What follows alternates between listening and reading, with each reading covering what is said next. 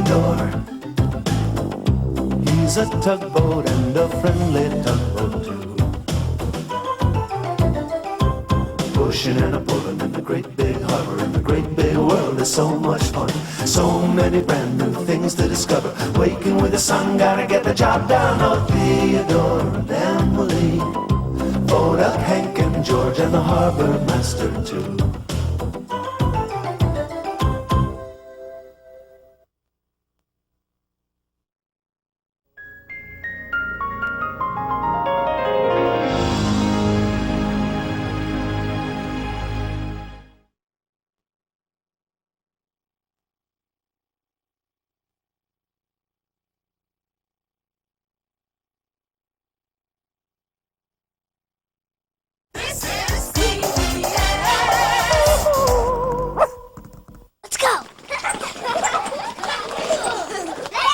Prime Star is proud to support Theodore Tugboat and all PBS programs which help children get and stay ready to learn.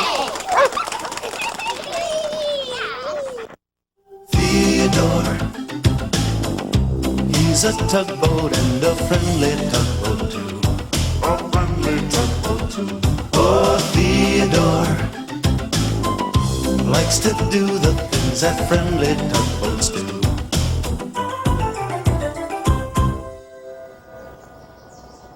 Hello, Captain Howard. He's a harbor master from down the coast. Well, he's going to come and visit me today. And I like to look shipshape for visitors, don't you? So I'm just going to straighten up a little bit here. This over here. This here. There, like that. Oh, I'd better take care of these. Why am I taking my suspenders off? Well, you see, Captain Howard, he likes to snap my suspenders. Captain Howard is quite the joker. A lot like Pugwash used to be. Did I ever tell you about Pugwash? One morning, Theodore and Hank were on their way to the edge of the harbor to welcome Stewiacke, the salvage ship. Hank was very excited. "If Stewiacke is coming," smiled Hank, "that means Pugwash is coming too." Just then, they heard a ship's horn. Sure enough, Stewiacke was arriving. The tugboats tooted their biggest big harbor hello on their whistles. "There's Pugwash," called Hank. And sure enough, the mini submarine was in her special cradle on Stewiacke's deck. Stewiacke and Pugwash traveled far and wide, hunting for clues deep beneath the water. But whenever they visited the big harbor, it was always a special occasion. "You look bigger," said Theodore. Pugwash proudly showed off her new fin to her friends. "Wow! I bet Northumberland will be really excited to see you again," smiled Hank. "Where is Northumberland?" said Pugwash. "I can't wait to see him." "He should be floating by here any moment," smiled Theodore.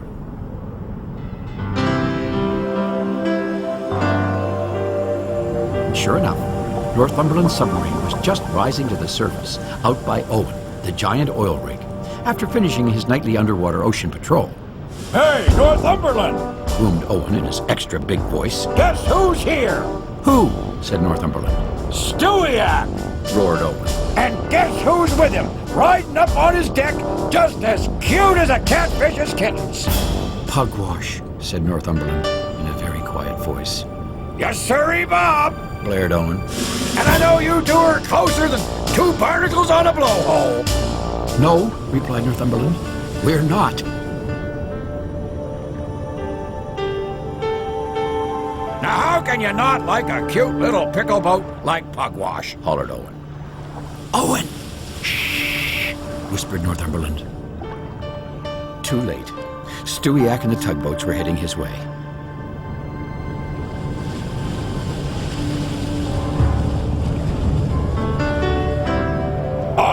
Oh, you want me to be quiet?" roared Owen in a voice so loud it shook Northumberland's periscope. "Hey, I can do that, huh? No problemo!" "Countermeasures!" cried Northumberland. "Dive, dive, dive!"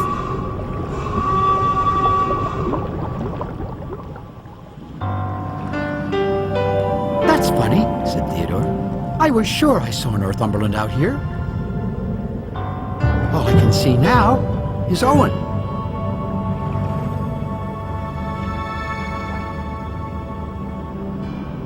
Theodore and Hank floated along with Stewiacke and Pugwash as they came into the harbor. "Don't worry, Pugwash," smiled Theodore. "Northumberland always falls asleep on his way home. He's a very sleepy sup." "Always," repeated Hank. "He'll be here any time now," said Theodore, looking around. "He's very sleepy," added Hank. But there was no sign of him. "Maybe Northumberland came home early and he's already at his dock," Theodore decided. And then he had an idea. "I'll go bring him over," he told Pugwash. "He wouldn't want to miss seeing you." With a merry toot-toot of his whistle, Theodore hurried off to get Northumberland. Over by the Navy Yard, Northumberland was slowly rising to the surface. He looked this way and that. Whew, he sighed at last. No sign of Pugwash. "Northumberland!" Someone was calling him. Northumberland looked around. "Theodore," he said, "don't scare me like that." "I came to tell you that Pugwash has come for a visit," smiled Theodore. "I don't want to see Pugwash," said Northumberland. "But I thought Pugwash was your friend," said Theodore, surprised. She bumps me," explained Northumberland. At first, Theodore almost smiled at the thought of a great big Northumberland being scared of tiny little Pugwash. "She seems very well behaved to me," Theodore said at last. "She's going to bump me," insisted Northumberland. "She always does." "Well, maybe she's changed," said Theodore. "She is a little bigger than when she visited us before." Northumberland didn't say anything at first. "You always used to fall asleep on your way home," Theodore continued. "But today you didn't."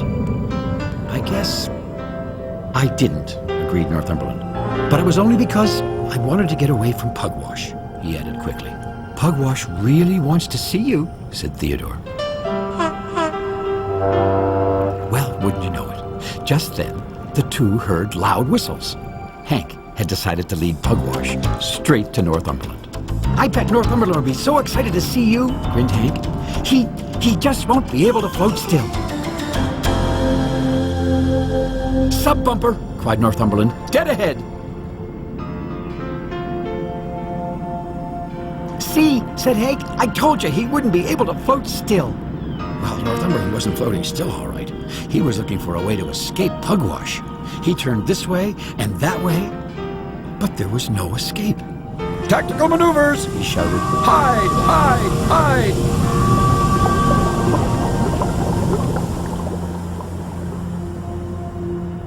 "Where's Northumberland going?" said Hank, who was very puzzled.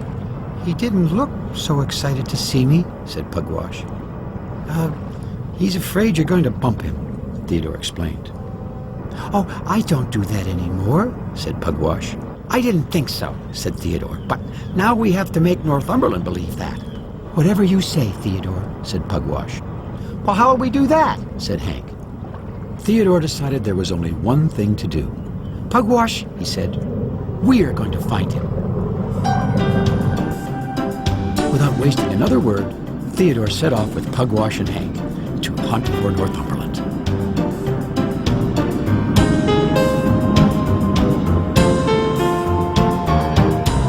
Deep beneath the waves, Northumberland was heading out of the harbor. "If I can make it to the open ocean," he told himself, "Pugwash will never find me."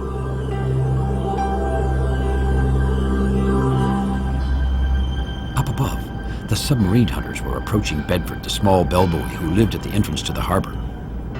"Northumberland was headed this way," Theodore told Pugwash. "Hank and I will keep watch up here.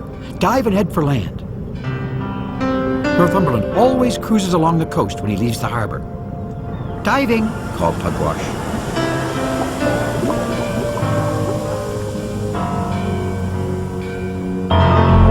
Down, down, down went the mini submarine.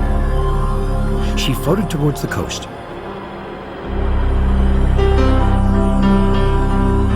At first, there was no sign of Northumberland.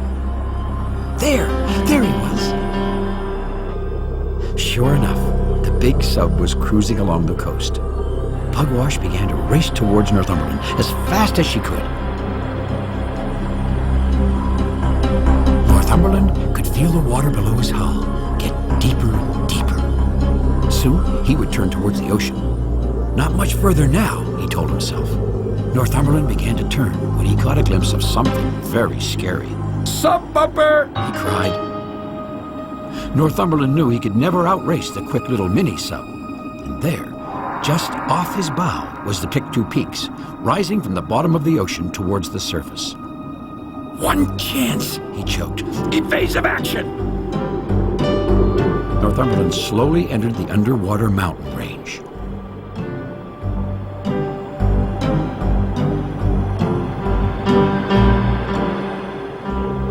Northumberland! Called Pugwash. Pugwash was using her special underwater sonar to find Northumberland.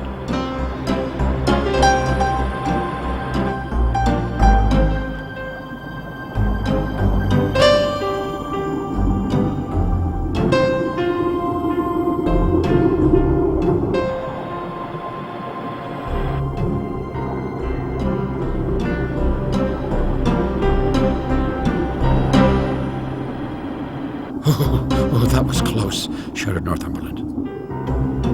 The big sub rumbled off, still shaking. Northumberland! Pugwash, gasped Northumberland. Northumberland was frozen in place. Pugwash floated towards Northumberland.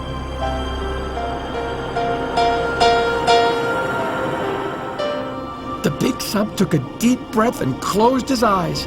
Prepared for bumping! He told himself. But the funniest thing happened next. Pugwash floated right up, very close beside Northumberland, and, oh, so softly, gave him a gentle little nuzzle. Well, Northumberland was so surprised that, at first, he didn't know what to think. I was afraid you didn't want to see me, said Pugwash.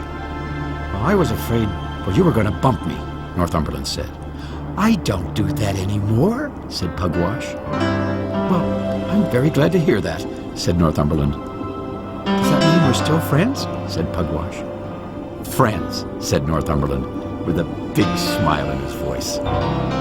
I'm very happy to hear that, smiled Pugwash.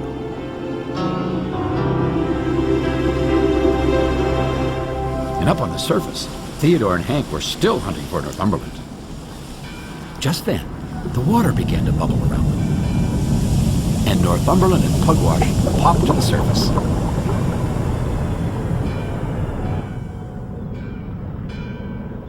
Northumberland's going to take me underwater exploring in the harbor, Pugwash shouted. Come on, Pugwash, said Northumberland. Isn't he great? No bumping? Theodore whispered to Northumberland. Things can change, Northumberland whispered back. The two happy submarines set off together, playing like happy dolphins in the water, and Theodore and Hank followed along after. Suddenly, Northumberland stopped.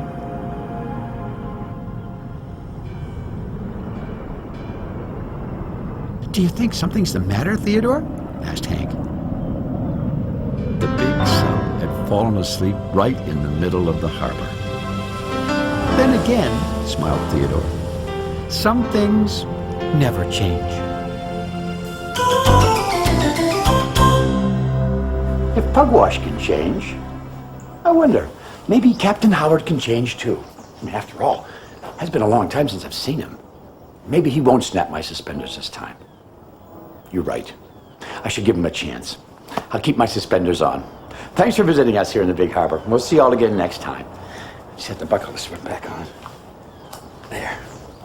Put this away. There we go. That's it. There we go. All shipshape. Now I'm all ready for Captain Howard. Ow! Oh, I snapped myself. Oh, Theodore. There's another story coming right up, and you can always learn more about Theodore Tugboat on the internet. Find us through PBS Online. Pushing and a pulling in the great big harbor, in the great big world is so much fun. So many brand new things to discover. Waking with the sun, gotta get the job done. Oh, Theodore and Emily, Vodak, Hank and George, and the harbor master too. Thank you, Hillary. Yeah, see you tomorrow. Hello. Look what I just got in the mail. I wonder what it could be. See, I wasn't expecting anything, so I don't... Oh, look at that. Tugboat cookies. My favorite. Oh, there's a note. Dear son. Oh, I know these are your favorite. Enjoy them. Love, Mom. Oh, isn't that sweet of her? Just in time for my snack. I think I'll have a few of these cookies right now. Yes, plate there. 1, 2, 3. Don't they look yummy? Huh? Isn't it nice when someone thinks of you? You know, that's something that Bedford Bowie would say. You know Bedford. Bedford Bowie. Yeah, lives right out there.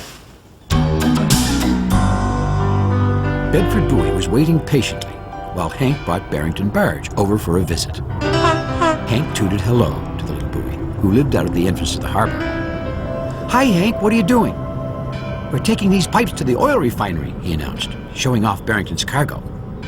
Bedford dinged his bell with appreciation. "Nice," he said. A moment later, Constance, the Coast Guard ship, appeared. "I was patrolling along the coast," she called to Hank, "and I saw an iceberg." "How big was it?" Bedford wanted to know. "It was almost as tall as Benjamin Bridge," replied Constance. "Benjamin's really big," said Bedford.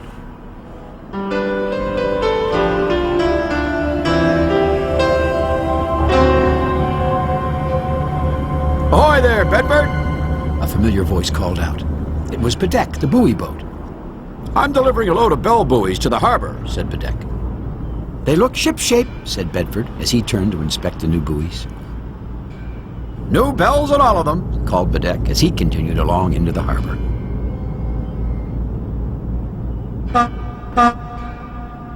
That was Theodore's whistle.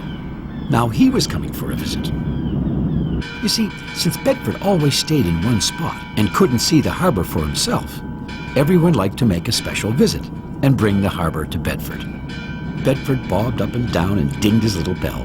A visit from Theodore was the most special of all. "Bedford," called Theodore, "I just took Clara, the cargo ship, out to the ocean. Can you guess what she was loaded with?" "No," replied Bedford. "Bicycles!" shouted Theodore. "Bicycles!" repeated Bedford, as if he had never heard such a wonderful word. Just then, George roared up. All the tugs are having a race around the harbor, He announced. Well, Theodore loved racing, but he hadn't told all his stories to Bedford. "I'll meet you later," he called to George.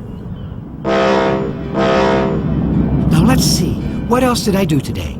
Theodore began. I took Guysborough, the garbage barge, to the dump. Oh, and I put oil in my tank, took Clara and her bicycles out. Theodore could hear the tugs already beginning to race. He really wanted to join them, so he speeded up too. "Then I visited you. I'm still visiting you, and, what was I saying?" frowned Theodore. Tugs sure sounded like they were having fun. Oh, yes," he continued. I put bicycles in my tank, oiled Guysborough, took Clara to the dump, and..." "Theodore," Bedford interrupted. "I think I'm tired now." "Tired?" repeated Theodore. "But Bedford, you haven't done anything today." "I know," said Bedford in a very quiet voice. "Well, if you're sure," Theodore said, I'll see you tomorrow and I'll tell you all about the race."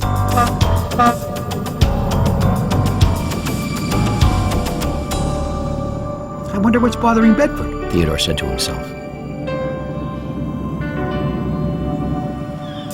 Theodore caught up with George, who was racing around Willie's Island. "George," Theodore called, "does Bedford seem a little bothered lately?"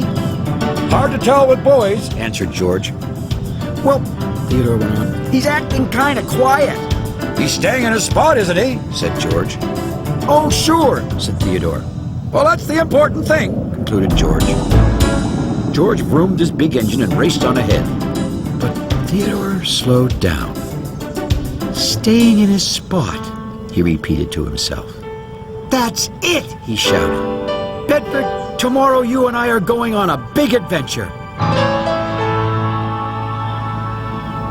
First thing the next morning, Theodore went to have a talk with Bedeck. The buoy boat was just finishing putting a new buoy in his spot. Theodore told Bedeck all about the adventure he was planning with Bedford. Well, that sounds like a wonderful idea, said Bedeck. The two set off right then and there. Theodore smiled. He couldn't wait to see Bedford's face when he told him the surprise.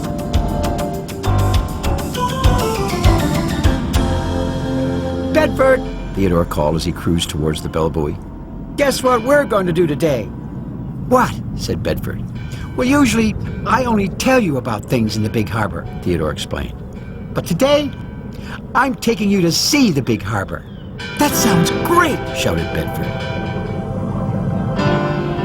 Bedeck began to lower another buoy into the water to watch Bedford's spot. And Theodore moved closer to haul Bedford out of the water. Hang on to your bell, Bedford, he grinned.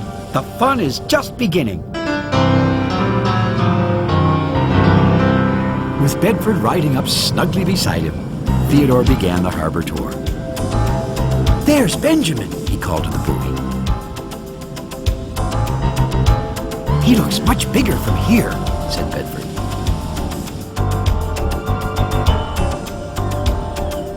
And over there is where Rebecca lives, said Theodore. Rebecca, the research vessel, was floating in her dock at the Oceanic Institute. Rebecca and I always find things underwater, continued Theodore. Northumberland submarine comes too. We found an old ship's bell once. Finding a bell would be nice, said the bellboy. Theodore, I'm going exploring now, called Rebecca. Would you like to come with me? I would, said Theodore, sounding a little disappointed. But right now, I'm busy with Bedford. Theodore's taking me to see the harbor, Bedford proudly explained. Maybe next time, Theodore, said Rebecca. Theodore said goodbye to Rebecca and continued on the tour. Just then, they saw Sigrid, the supply ship. Hi, Theodore, called Sigrid. I'm taking Owen, the oil rig, his supplies out on the ocean. Can you come with me? Oh, that'd be fun, smiled Theodore. Then he remembered Bedford. Except, right now I'm having fun with Bedford.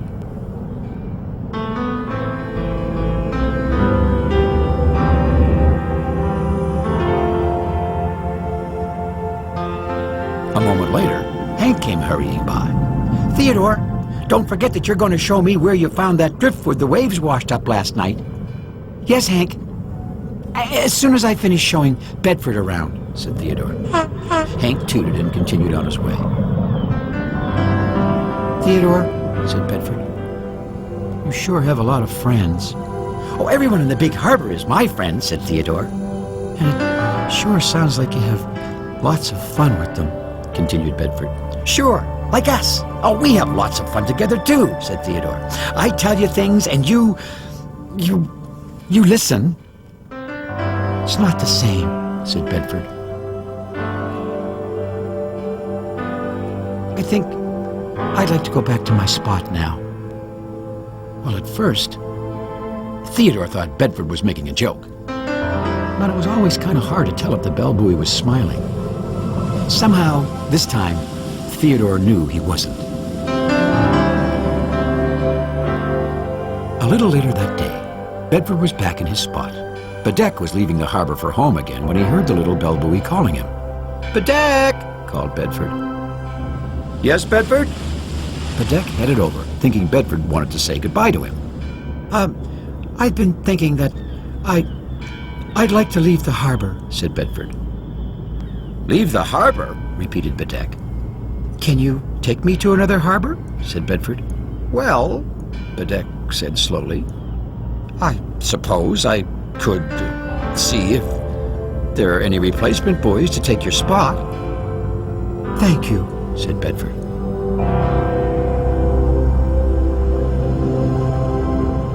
Bedeck didn't go see about a replacement buoy. Not then. He went to see Theodore. Bedford wants to leave the harbor, he told his friend. That's a great idea, smiled Theodore. Maybe tomorrow I can take him to Cayley's Cove, and then... No, interrupted Bedeck. I mean, he wants to go and live in another harbor. But why? Said Theodore, who was very surprised. I don't know, replied Bedeck, but I thought I should tell you. Theodore was so surprised and upset that it felt like something had broken deep inside his engine. I better go talk to him, he said at last. Theodore and Bedeck floated out together to see Bedford. A moment later, Hank arrived, and then Pearl and Petra, the pilot boats. And even Rebecca. Everyone had heard that Bedford was leaving.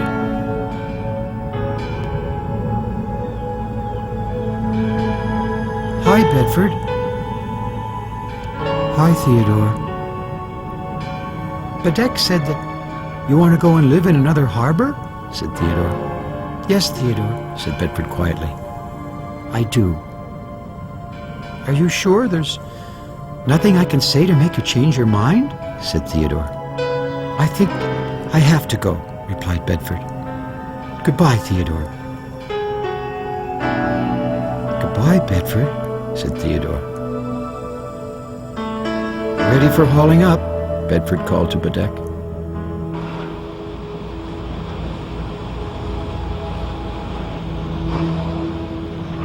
Bedeck slowly began to raise Bedford up to his deck. Theodore couldn't watch his friend leave. We better go, said Rebecca gently. Bedford dinged his little bell one last time.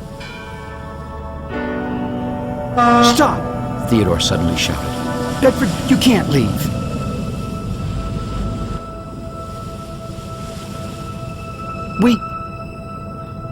We love you. Bedeck, called Bedford quietly. Could you put me down again, please? Down? Repeated Bedeck. Yes, said Bedford. This is my home. Bedeck lowered Bedford back into the water, and Theodore floated very close to his friend. Theodore, you never said that before, Bedford said softly. I love you, too. Well, it was always hard to tell with buoys, but just then, if you'd have asked anyone there, they'd have told you that, at that moment, Bedford was most definitely smiling.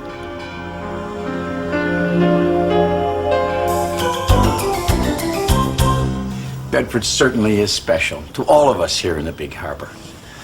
Thanks for visiting us. We'll see you all again next time. Now, there's someone else who's really special to me. Hello, Mom? I got the cookies you sent. Yeah, they look yummy. You're the best mom in the whole wide world. Yeah, I love you. Thank you, Mom. Bye. Oh, I can feel her smile all the way over the phone. And now, it's time for my snack. Delicious. Theodore, he's a tugboat and a friendly tugboat too. A friendly tugboat too. Oh, Theodore likes to do the things that friendly tugboats do. Hello, I'm going jogging. See, I've decided to run around the harbor every day for exercise. But it's very important to loosen up the muscles before you run or jump or play games or anything. So, it's a little tight there. That's okay, I'll just take it slow. Today is my first time. Oh, I got everything. Oh, my running shoes. Oh, I have them right here. I have both of them right here. Oh, you look at that. I was in a big hurry this morning and I brought two different shoes. Now what am I going to do? How am I going to jog in these? One's red, and one's blue, and one's old, and one's new. Now what am I going to do? I better know what Guysborough and Digby would say.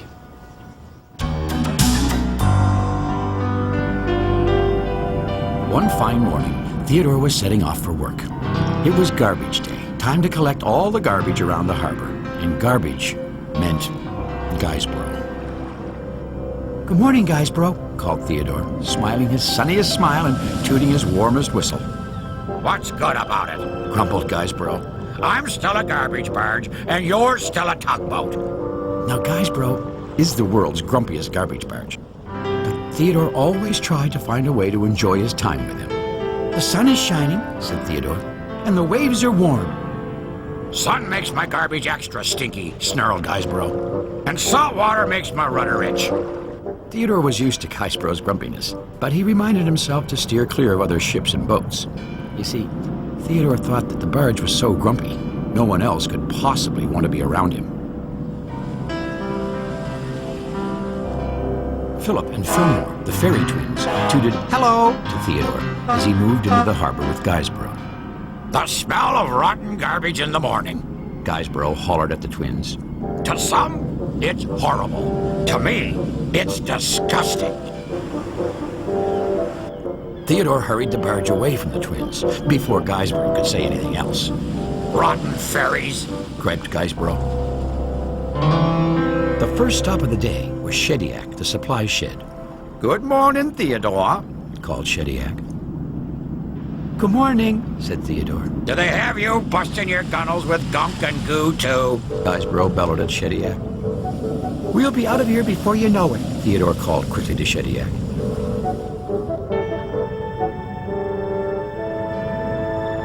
As soon as the garbage was loaded onto Guysborough, Theodore took off. Rotten shit, Groused Guysborough. Northumberland submarine was just coming back from his nightly underwater ocean patrol. "Morning, Theodore," He called. Do you have a load of yucky, stinky garbage? Guysborough shouted at the sub. Dump it on me. That's what I'm here for. "He's feeling a little cranky today," Theodore called to Northumberland as he quickly towed Guysborough away. I'll be in a worse mood tomorrow. Griped Guysborough. Theodore and Guysborough moved along in silence a moment. Theodore, Said Guysborough. Yes, Guysborough? Said Theodore. no one ever says hello to me. Yes, I suppose that's true, said Theodore. And why do you suppose that is true? Said Guysborough. Well, you do call everyone rotten, said Theodore as gently as he could. Well, what's that got to do with anything? Growled Guysborough. Theodore didn't say anything, but inside, he was certain that if someone ever called Guysborough rotten, his feelings would be hurt. Theodore decided that from now on, he'd make extra sure he kept that grumpy barge far away from everyone.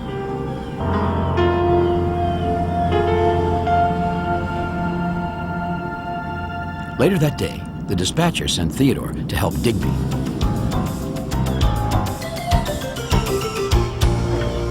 Theodore found the little cable ship waiting for him along the coast, just outside the harbor. Digby was digging up his old cables and putting new ones in their place. Well, bless me barnacles, if it isn't Theodore Tugboat. Chirped Digby. I haven't seen you in a dogfish's age. "Well, that's because you haven't gotten stuck in a while." Theodore grinned. You see, Digby was always getting stuck somewhere, and Theodore was always helping him get unstuck. I do get stuck me fair share. Agreed Digby. I am a floating disaster just waiting to happen. Another thing about Digby was that he always told you exactly what he thought, even if it was about himself. Theodore used his towing cable to move Digby's old cables out of the way, while Digby laid his new ones in their place. Say, Theodore, Called Digby. "Yes," Said Theodore. I have always wondered, where do all the old cables end up? End up? Repeated Theodore. Yes, Continued Digby. I have always felt very close to my cables. They may be kind of rough and ragged on the outside, but they are still beautiful inside to me. "Well, Said Theodore. I guess they go to the junk dock." And how did they get there? Said Digby. "Well, I suppose Guysborough takes them." Theodore answered slowly. Guysborough. Repeated Digby. A lovely lyrical name, like a song. Have I ever met this Guysborough? No, Theodore smiled. You'd remember him. I think I would like to meet him, said Digby. No, you wouldn't, said Theodore quickly. I mean, you can't. That is, he can't. He's kind of busy. Forever. Well, I'll see if he has a spare moment, said Digby. as soon as I finish with these here tables tomorrow. You know, Theodore, I have a feeling this could be the start of a beautiful relationship.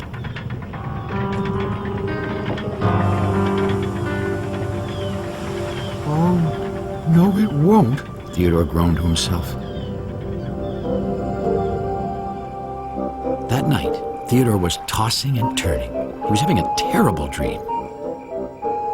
He was dreaming that Digby was trying to meet Guysborough. And no matter how hard he tried, Theodore couldn't keep Digby and Guysborough apart. Wherever Theodore turned with Guysborough, Digby was there.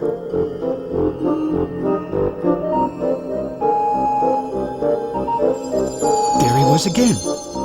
And Digby was about to tell Guysborough exactly how he felt about it. Rotten! He cried. Theodore woke up wide-eyed and shaking. What's rotten, Theodore? Yawned Hank. If Guysborough ever met Digby, Theodore mumbled to himself, that would be worse than rotten. The following morning, even before the sun had come up, Theodore motored over to the junk dock and grabbed Guysborough. Where are we going? Said Guysborough. To get garbage, called Theodore. But it's not garbage day. Guysborough protested. It's a spring cleaning, shouted Theodore. I hate being clean. Groaned Guysborough. I'd rather float around and let the flies bother me. At least they like me. Well, meanwhile, in another part of the harbor, Digby was setting off to meet Guysborough. The first place he looked was the junk dock. Have you seen Guysborough? He asked the junk dock, whose name was Jasper. Nope, said Jasper. He does live here, does he not? Digby continued. Nope, said Jasper. Of course, nope is all Jasper ever says. Well, this is the junk dock, is it not? Said Digby. Nope, said Jasper. Are you telling me you are not a dock? Frowned Digby, beginning to lose his patience. And that you are not completely covered in junk? Nope, said Jasper.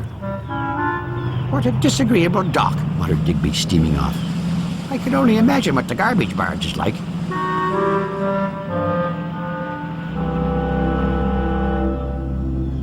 Theodore had towed Guysborough to an out-of-the-way little cove along the coast. Theodore, Griped Guysborough. there's no garbage out here. We better check, puffed Theodore. Inside. Theodore began to push Guysborough into the cove. This is a tight squeeze, he grunted. Theodore backed up to give Guysborough a good shove. Guysborough popped into the cove, and Theodore was popped in right after him. And they were both stuck. Rotten idea, said Guysborough. At least Digby will never find us here, Theodore said to himself. Back in the big harbor, Digby was getting into a pretty rotten mood himself. No one seemed to know a thing about Guysborough, except that he was grumpy. This is a complete waste of valuable time, shouted Digby. Digby decided to visit his new cables up along the coast instead, and off he went, rumbling his engine grumpily. do you hear that? Said Guysborough. I don't hear anything, said Theodore.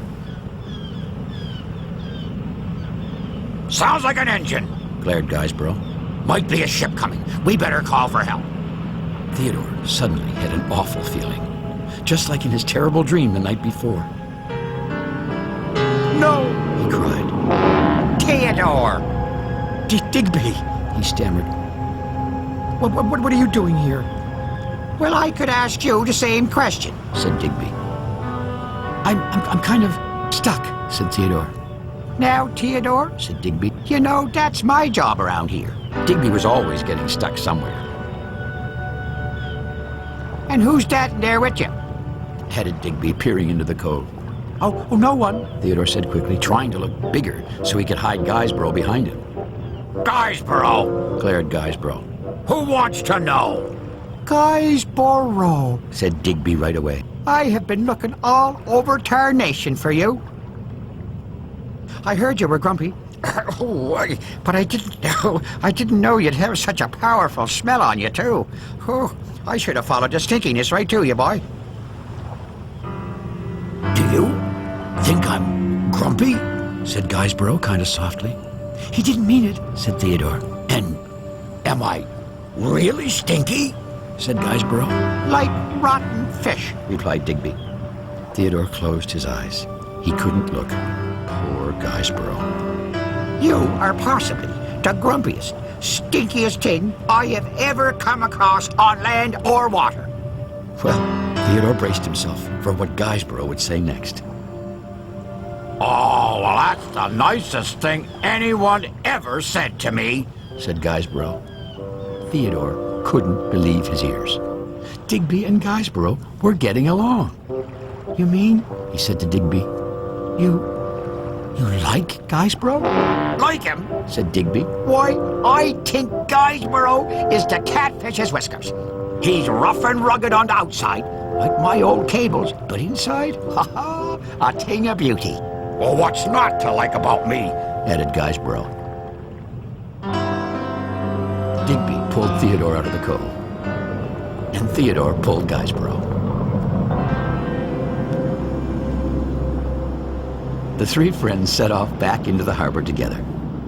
Theodore, Whispered Digby. I told you this was going to be the start of a beautiful relationship. Rotten cable ship. Rumbled Guysborough. But Guysborough was all smiles. And so was Theodore. Guysborough and Digby are great friends now. I guess you never know who's going to get along together. I wonder if my running shoes are going to get along on my feet after all. Only one way to find out. I'll put them on. Here's the red one.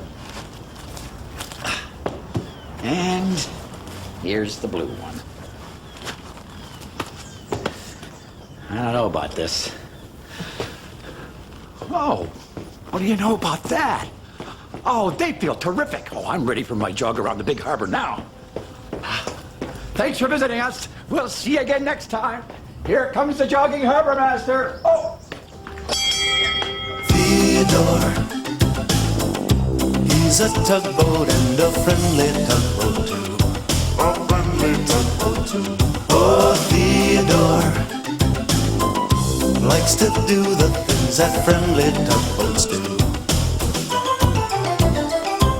Pushing and a pulling in the great big harbor, in the great big world is so much fun. So many brand new things to discover. Waking with the sun, gotta get the job done. Oh, Theodore and Emily, Vodak, Hank and George, and the harbor master too.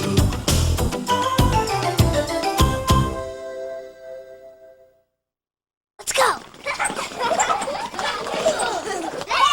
Prime Star is proud to support Theodore Tugboat and all PBS programs which help children get and stay ready to learn.